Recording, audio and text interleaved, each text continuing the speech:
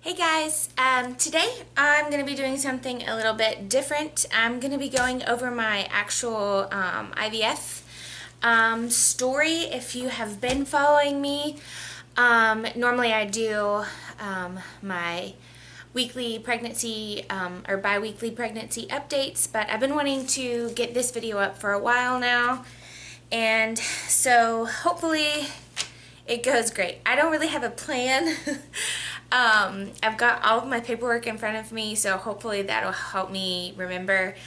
We started the IVF process this past summer, like July, end of July, 1st of July, something like that. Anyways, so it's not as fresh in my head as it has been, but hopefully, like I said, with my paperwork, it'll go okay. So I'm going to go over the costs, and I'm going to give you the cost up front because I know that's everybody's main question is how much did it cost. So I'm going to go over that in the beginning, and then that way if you don't want to listen to anything else, you don't have to. And then I am a pretty organized person, and so I'm going to go over a couple of things that I did to help with the medications and the injections, and that kind of stuff. So before I get into that real fast, so Trey and I are currently pregnant with twin boys right now, and I'm 32 weeks. So hopefully within the next 6 weeks or so, we'll have 2 new little baby boys. And yeah, so we're excited about that. Before we did the IVF, which we only had to do the 1 round, thank goodness. But before we did the IVF, we had tried to have a baby for 4 years, I guess, maybe a little bit or more than 4 years. And we've tried pretty much everything. We did 3 IUIs. I had to have a HSG done, which is where they kind of clear out your fallopian tubes. My husband Trey, he got checked numerous times to make sure there wasn't anything wrong with him. So it's been a long time, and like I said, it took us a long time, but we made it through, and like I said, everything, ever since we've got pregnant, it's been going great. So anyways, I just wanted to pass this info along. I had kind of looked for some different videos for when we were first starting, and so I thought it might be helpful. I wish I have a couple of videos that I may put in here, like the injections. I wish I had done one for the progesterone shot, which I'll go over in a little bit. But anyways, let's get started. So I said I'd go over price first, which I am. So the total price for the actual IVF itself, IVF, the egg retrieval, the anesthesiology, that kind of stuff, the whole total for IVF, that was $9,800, so 10 grand basically. The medication, the first time I ordered the medication, it was $4,100, but that doesn't get you through a whole cycle, so you have to keep in mind that every week to 2 weeks, you're probably going to have to order more medication. So I did the medication at about $5,000. Okay, so now you're at about $15,000 just for the procedure itself and the medication. So in my particular case, I wasn't able to do a fresh transfer. They had to actually freeze the embryos, which is an additional $1,500. And then once you get ready to actually get the embryos implanted, it's another $1,700 to thaw them out, which is kind of crazy. So basically for the IVF, the medication to freeze and thaw comes out to $18,000. So now you have to take in consideration all the extra doctor visits, lab work and stuff that your insurance may or may not pay for. So I think overall ours was around $21,000 just to do the 1 round of IVF. So, which is crazy. I mean, I feel really lucky that we got pregnant, because quite honestly, to have to spend that again just seems really insane to me. So anyways, so yeah, so there's the price, around $20,000. So be prepared for that. Okay, so going over the actual, like kind of what happens, what is all included or whatever. So my doctor was nice enough, by the way, I loved my doctor, fertility doctor, Dr. Kaufman in Fort Worth, Texas. Absolutely amazing. I loved his staff, my nurses. I mean, everybody was great. So they were so helpful, because it is very overwhelming. It's a lot of information, a lot of medicine. I am not a nurse. I've never worked in the medical field. I know nothing about medicine at all. So anyways, they gave us this little like sheet here, and it's like a little calendar, like on this day you take this, on this day you do that. So basically it says on July 3rd I took my last birth control pill. So I had to be on birth control for about like a month, maybe like 3 or 4 weeks, which I know sounds a little crazy, but they do that so that they can kind of regulate you. They can kind of make it to where you ovulate at a certain time, so that you're not starting. So anyways, so you have to be on birth control for like 3 or 4 weeks. So it said, it says you may or may not start your period. So apparently I guess they don't care if you start your period. Anyways, so then after that, we had to go in for an ultrasound, and our consent paper was due. So let me tell you about the consent paper. I'm assuming that your doctor is going to have you do this too. Trey and I had to read over and fill out like 13 pages and get them notarized for like just in case. So just in case you and your spouse get a divorce, just in case one of you passes away. So who gets the embryos, what to do with the embryos, that kind of stuff. So you have to fill that out, sign it, get it notarized. Like one of ours was the clinic will hold our embryos for up to 7 years without talking to us. Now we had to pay a fee every year. We have to pay like a $700 fee to store them there, but after the 7 years, they want to know what they're supposed to do with them. So destroy them or donate them or whatever. So whatever you choose to do, that's your decision, but there was a lot of paperwork we had to fill out. So anyways, so basically we had to start on an antibiotic and a mini aspirin, and this is when we started our medication, our injections. So I'll go ahead and kind of go over that. Your injections, I mean your medicine, or mine anyways, mine came in all these like plastic bags, okay? So it came in plastic bags. It tells you what's in the plastic bag, whether it be syringes or the actual medication, but it all mine all came labeled for me to kind of let me know what all was in there. So like I said, I'm very organized. I need to know like when I'm supposed to take certain stuff. So this is what I did. Okay, so real fast, I'm going to go over, so this is what it is. It's basically, sorry, it's in my pantry, but we did all of my shots in the kitchen. I'm gonna do a close-up here in a second, but I wanted you to get a full view of it. So basically, I just ordered this little shoe rack thing off of Amazon, and yeah, that's it right there. So it goes all the way down at my pantry. So let me show you real fast. So I labeled everything as far as like what I was supposed to take. So like up here, progesterone, start the day after egg retrieval. There was my vial. Then I had what syringes went with the progesterone.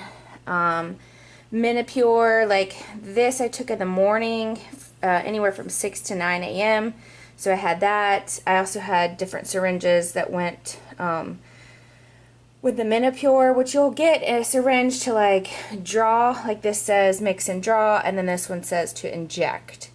So then there was antibiotics. We had some ganirelix, which are pre-filled syringes, alcohol pads, more syringes, tramadol, that was what they prescribed me after the egg retrieval, empties, there's a bunch of empties, there's a bunch of gone left empty pens.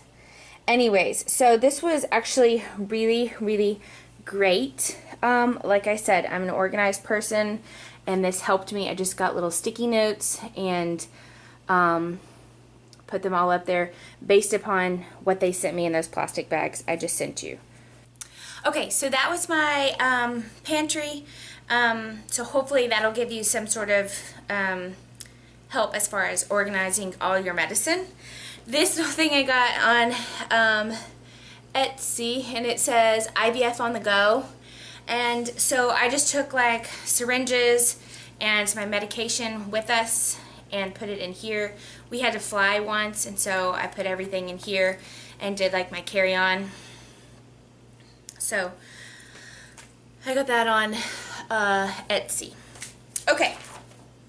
So anyways, so this basically is just going over all the medication that I take, that I inject. My husband was nice enough to do all my injections for me. It's not that I don't like needles, I just don't like seeing them like being injected.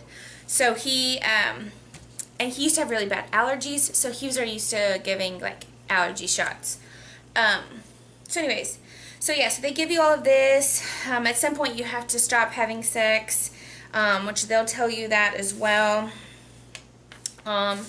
So finally we get, let's see, we did this for 1, 2, 3, 4, 5, 6, 7, 8. So about 10, 11 days of straight injections. So basically we went in, and it says possible trigger day, which your trigger day is the ganirelix. It's like a pre-filled syringe. This one right here, ganirelix, and it's a trigger shot. You do it like the night before you go in, I think. The night before you go in, something like that. Anyways, or 2 days before you go in and get your eggs removed. So, anyways, like I said, you're doing injections for 10, 11 days. You have your trigger shot, and then it's time to go ahead and do your egg retrieval. So egg retrieval, basically, we did it in the morning at like 9 a.m. They told me there was a list of things like I couldn't do, like if you needed gas, or diesel or whatever, your husband, y'all needed to do that the night before, and like really you shouldn't go, like be around the gas fumes, like no makeup, no lotions, that kind of stuff. They give you a list of stuff that you don't need to wear. So we got it that morning, went to the clinic, and I'm trying to think, my husband, they sent us home with like a little container for Trey to have his sample in. So when we went in that morning, we went ahead and just gave them the sample there at the clinic, his sperm sample. Anyways, so they take you back, and you know, you get all scrubbed in or whatever. The anesthesiologist comes in there and kind of tells you what he's going to be giving you. You meet with the doctor, the nurses, whatever. So I remember the doctor came in, or the anesthesiologist came in, gave me some like medicine to not make me feel nauseous, and went ahead and did my other medicine too. And so I just walked right around the corner into like the,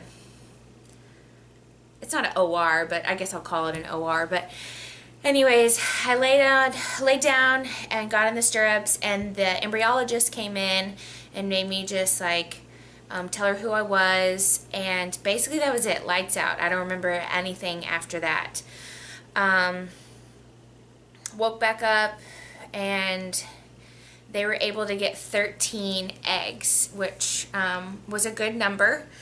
Obviously, I mean, it could have been higher, could have been lower. 13 was good with us. So I laid there for about, I don't know, maybe 15 minutes or so. I was able to eat some crackers because you can't eat anything from like midnight the night before on.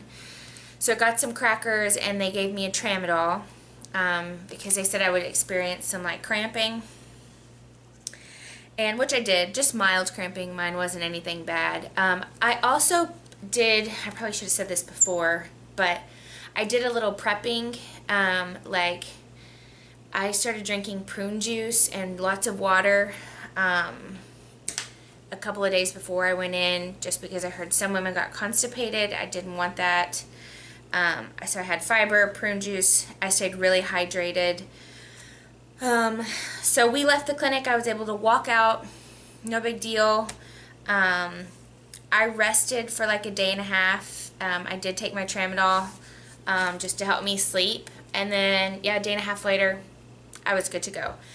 So they call you after that for the next like 4 to 5 days, and they'll give you updates on your embryo.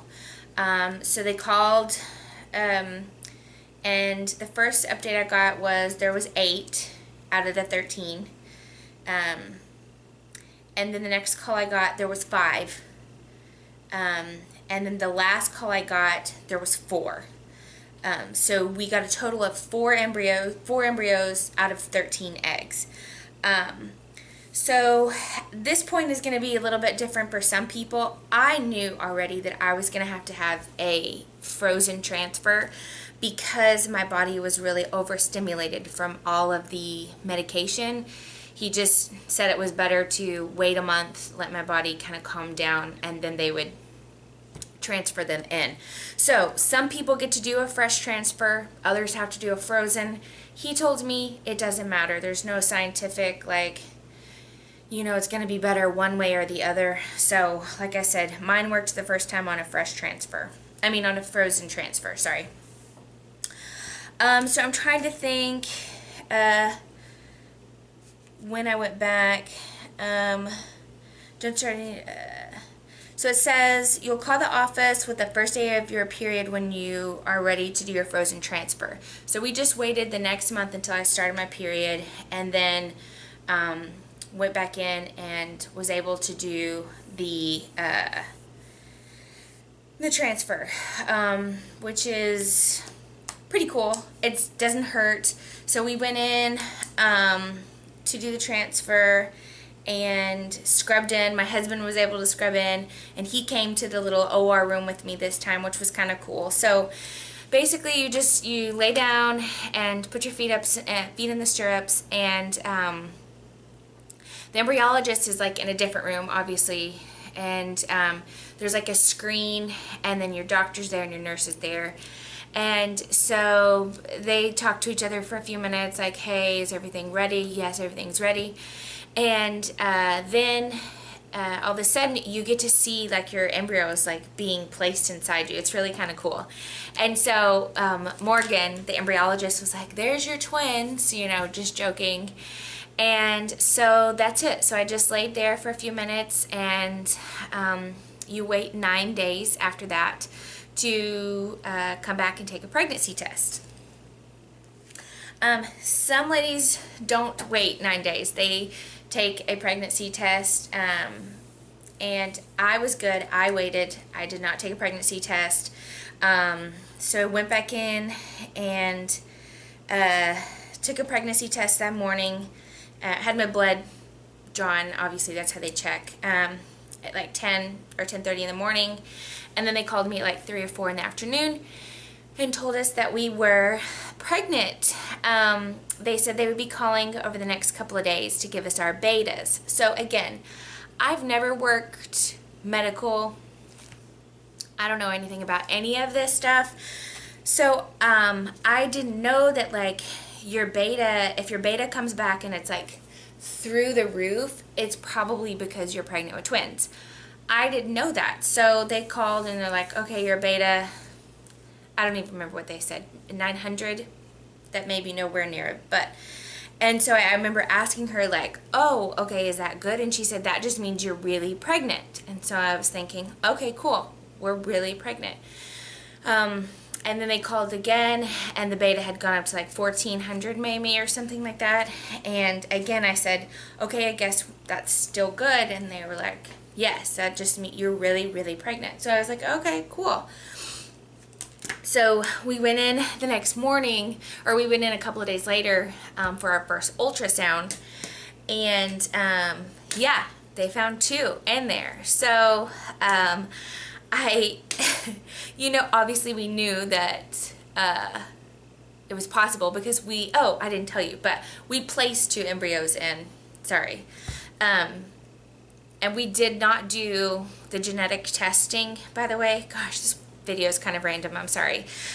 We did not do the genetic testing, which at our place was an additional $5,000. So the genetic testing is, they can test the embryos to test them for like Down syndrome, but they can also see whether or not like they're girls or boys.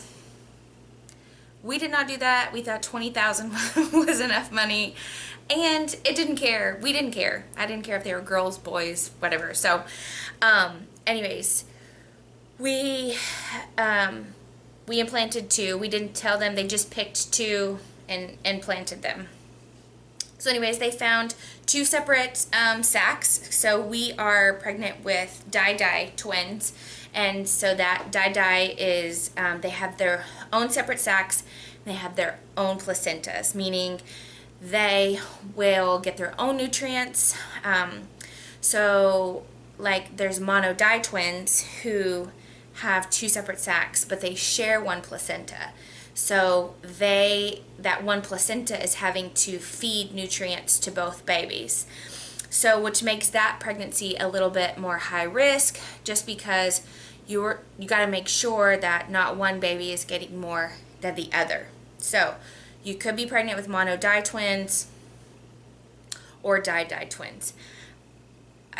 I guess they have mono twins, which would be really high. They would be in their own sac and have one placenta, I guess. Anyways, don't quote me on that. But so we're Di twins, and everything has been going really well. If you I'm trying to think before I end this if I was like going somewhere with something earlier before I stopped.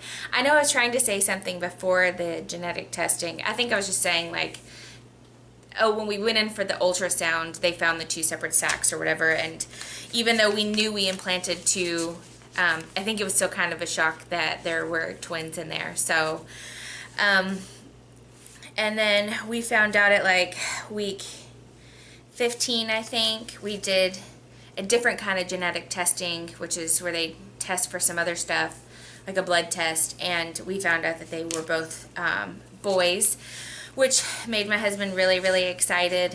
And so, and me too, you know, obviously a little girl would be really cute to put bows in her hair and stuff, but I don't know, I think I'm made to be a boy mom, so I like boys stuff and doing fun things outside, and not that girls, you know, don't, but anyways, so basically I think that's it. Like I said, I know this video is kind of random, so if there's something that I missed or you have questions, please just like put it in the comments below, and I will be more than happy to answer any of those questions for you. Also, if you'll subscribe to my channel, I have been doing, like I said, bi-weekly updates on how I feel, how the doctor's appointments go, you know, what my symptoms are, whatever. So if you are doing IVF and you get pregnant, then you can go back and look at those videos or whatever. So hopefully those will help you as well. Oh, you know what? I forgot to tell you about the progesterone shots real fast. So after you find out you're pregnant, You can do some different types of progesterone. I did the intermuscle oil shots, which they come in a little vial like this. Comes in a little vial, and anyways, they get injected in your inner muscle and your booty, and they hurt really bad, and and I got knots on both sides, and you have to do it 7 days a week for 10 weeks, so 70 shots total, which, whew, yeah, they hurt, but anyways, but there's different types, I think, of progesterone. I think you can maybe take a pill vaginally. So anyways, so you're gonna have to do some progesterone too, so just keep that in mind. So yeah, again, I probably missed something, so please just feel free to ask me any questions. Again, if you will, click on that subscribe button, and yeah, I hope you have a great day, and I'll talk to you guys later. Bye.